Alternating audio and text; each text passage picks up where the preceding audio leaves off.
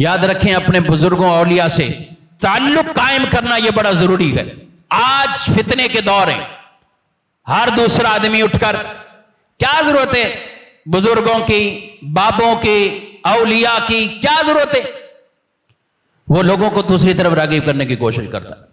نہیں بھی اس کی ضرورت نہیں، آپ صرف قرآن دیکھیں، آپ صرف حدیث دیکھیں. میں نے کہا قرآن اور حدیث میں یہ دکھاؤ کہ جو ان سے جدا ہو کر کون سا راستہ اختیار کرنا ہے. میرا چیلنج ہے آپ کو، دکھاؤ. سورہ فاتحہ نماز میں پڑھتے ہیں، ہر نماز میں پڑھتے ہیں. امام کے پیچھے ہو تو امام پڑھے، اکیلے آپ نماز پڑھیں تو آپ پڑھیں. سورہ فاتحہ پڑھتے ہیں، پڑھو سورہ فاتحہ کا ترجمہ. رب نے تو یہ فرمایا ہے سورہ فاتحہ میں نے اپنے اور بندے کے درمیان تقسیم کی ہوئی ہے. سورہ فاتحہ میں نے اپنے اور اپنے بندے کے درمیان تقسیم کی ہے. آدھی سورت میرے لیے، آدھی میرے بندے کے لیے. آدھی میرے لیے، آدھی میرے بندے کے لیے. کیسے؟ الحمدللہ رب العالمین الرحمن الرحیم مالک یوم الدین ایاک نعبد و ایاک نستعین.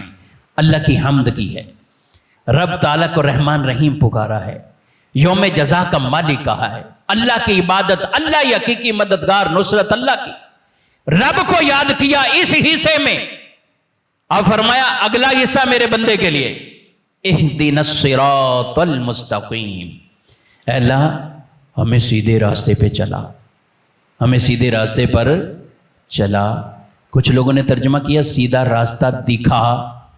اعلیٰ حضرت کا یہ ترجمہ نہیں، آپ کا چلنے کا ترجمہ ہے کہ دیکھ تو چکے ہیں سیدھا راستہ، ایمان اسلام کا راستہ یہ دیکھ چکے ہیں، مسلمان ہیں. اب چلنے کی دعا مانگو، اللہ اس پر استقامت عطا فرمائے. سیدھے راستے پر چلا. کون سا راستہ سیدھا راستہ ہے؟ اب بتائیے کہ آگے اللہ پاک نے کیا فرمایا، اور یہ اس صورت میں فرما دیا ہے کہ اگر کبھی کسی کو عام آیات تو وہ ہیں کبھی کبھی پڑھے گا، لیکن مسلمان بچے کو جب بھی نماز کے لیے کھڑا کرنا ہے پہلے سورہ فاتحہ یاد کریں. اور اب کیا فرماتا ہے سورہ فاتحہ کے اندر؟ صراط الذین انعمت علیہم. اے اللہ ہمیں ان لوگوں کے راستے پر چلا جن پر تیرے انعامات ہوئے ہیں. ان لوگوں کے راستے پر. بتاؤ بھائی کون ہے وہ شخص جو کہے کہ بزرگوں سے ہی ہٹ جاؤ، ان ولیوں سے ہی اپنا راستہ جو ہے الگ کر لو. قرآن تو یہ کہہ رہا ہے کہ ان کے پیچھے چلو. وہ ہیں جنہوں نے اپنی زندگیاں اللہ اور اس کے رسول کے فرامین کے مطابق گزاری. ان کی لوکیشن اپنے ساتھ سیٹ ایسی کرو. آج دنیا کے اندر میپ لگاتے نا، لوکیشن رائٹ لیفٹ.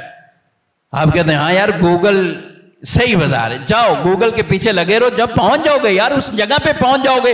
چھوڑو کسی سے کوئی راستہ پوچھنا ہے کہ ادھر جانا ہے ادھر جانا ہے. پہلے لوگ یہی پوچھتے تھے، اب بولتے بھائی لوکیشن بھیجو تمہارے پاس ہم پہنچ جائیں گے، بے فکر ہو کر. آپ اگر گوگل میپ کہہ رہے رائٹ تو آپ رائٹ، لیفٹ تو آپ لیفٹ. آپ ہوتے گئے پہنچ گئے. بلا تشبیہ سمجھانا چاہ رہا ہوں کہ جب ہم ولیوں کے پیچھے چلتے ہیں تو چونکہ وہ راستہ وہ اختیار کر چکے ہیں جو سیدھا منزل مقصود جنت تک پہنچانے والا ہے، تو رب نے ہمیں سورہ فاتحہ میں یہی فرمایا ہے کہ ان لوگوں کے راستے پر چلو جن پر میرے انعام ہیں. ان لوگوں کے جب راستے پر چلو گے پھر تم بھٹکو گے نہیں، سیدھا جنت تک تمہیں وہ پہنچا دیں گے. سیدھا تمہارا مقام منزل وہی ہوگا کیونکہ وہ پہنچ چکے ہیں، وہ اس مقام تک پہنچ چکے. تو یہ سوچ ہی غلط کہ اپنے آپ کو بزرگوں سے جدا کر لو، ولیوں سے جدا کر لو. آج تاریخ پڑھ کر دیکھیں کہ اسلام کا پیغام جنہوں نے پہنچایا ہے کون تھے. صحابہ تو 1 لاکھ سے زائد تھے کہ جو حجۃ الوداع کے خطبے میں شامل تھے. لیکن آپ جنت البقیع کی تاریخ پڑھ لیں، 10,000 سے زائد صحابہ مکہ مکرمہ یا مدینہ منورہ جو مدفون ہیں وہ 10,000 ہیں، اس سے زائد نہیں ہے. صحابہ کرام علیہ مردوان بقیہ کے کہاں مزار، وہ کہاں گئے، وہ کس مقام پہ پہنچے؟ تو یہ سلسلہ تو نبی پاک علیہ السلام نے شروع فرما دیا تھا، اپنے صحابہ کو بھیج دیا. کہاں کے رہنے والے، پھر کہاں ان کے مزار شریف گئے، بغداد شریف جائیں، کئی صحابہ کرام علیہ مردوان ان کے مزار شریف وہاں پر ہے، دنیا کے کونے کونے پر جائیں، ترکی چلے جائیں، کتنے مزار صحابہ کرام علیہ مردوان کے ترکی کے اندر اور ان زیارات کے اندر. یعنی کون سی ایسی جگہ ہے جہاں صحابہ اس طرح نہ پہنچے اور یہ اسلام کا پیغام لے کر نہ گئے. یہ کوئی پاکستان کا مسئلہ نہیں، بولے بریلوی صرف پاکستان میں تو انہوں نے سب کو ان مزارات کے پیچھے لگایا. تو ٹھیک ہے، اگر آپ یہی کہتے ہو کہ ہم صرف پاکستان میں ہی ہیں تو چلو یہ ان ملکوں کا دورہ کر کے ذرا آپ دیکھو، پھر تمہیں پتا چلے گا کہ یہ تو ہماری اصل تعلیم ہی تھی، ہمارے شروع سے یہی چلتا ہوا آ رہا تھا، شروع سے.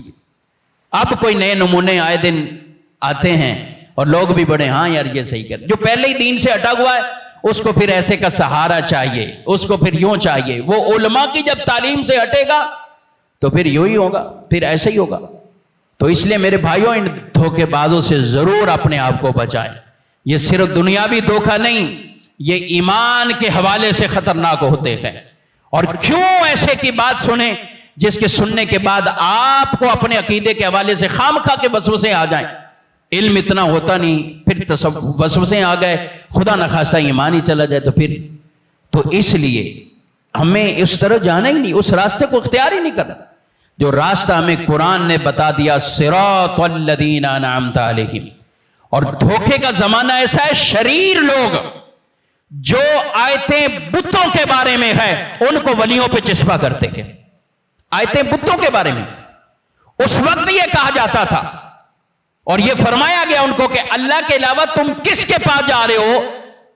یہ تو مکے میں قرآن کے اندر یہ آیتیں اتری ہیں، بتاؤ مجھے اس وقت مکے میں کون سا مزار تھا جس پر یہ چسپا کر کے یہ فرمایا گیا، بتاؤ مجھے.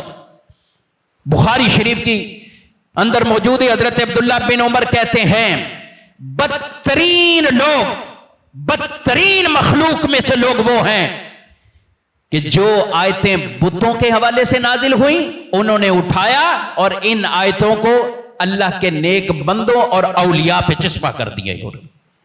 اور عام آدمی کو تو پتہ ہی نہیں چلتا یار یہ کیا ہوا. ارے بندے خدا آپ وہ آیت دیکھو کہاں نازل ہوئی، کس طرح ہوئی، وہ بتوں کے حوالے سے ہوئی، اسے لا کے اولیاء کرام پہ، مزارات پہ اور ان پہ چسپا کر دیا. عام آدمی سمجھا ہے صحیح کہہ رہے ہیں، یہ بات صحیح، یہ ٹھیک نہیں ہے، یہ آپ کو دھوکہ دے رہے اور آپ دھوکے میں مبتلا ہو رہے. تو اس لیے میرے بھائیوں یہی وہ راستے ہیں جو انعام یافتہ لوگوں کے راستے ہیں.